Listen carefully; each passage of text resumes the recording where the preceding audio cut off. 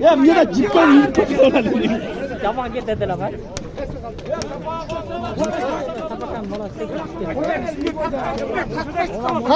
Tart koy salep. Niye çıkarayım gayra? Ya onunla biraz göz üretti. O elde tatasın bu.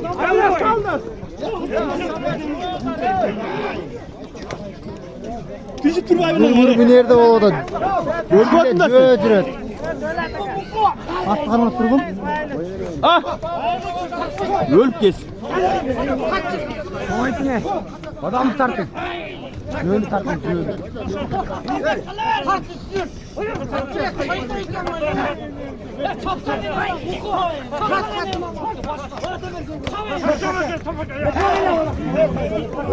Yok bile vur.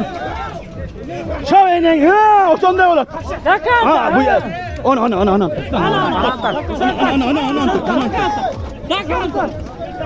O son da tatasın.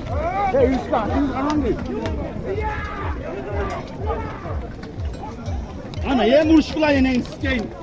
Çınırı kırıklardaydı. Buraya bakay vur.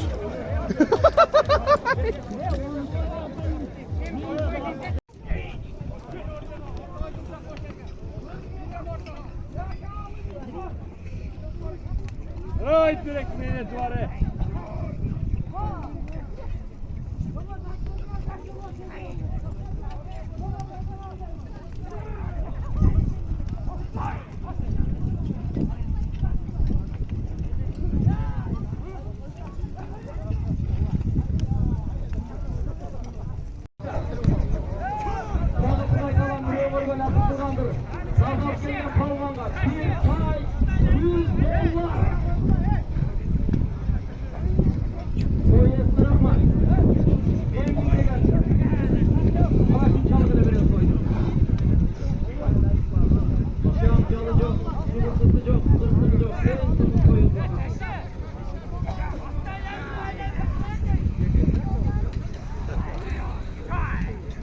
Man palvan dedi.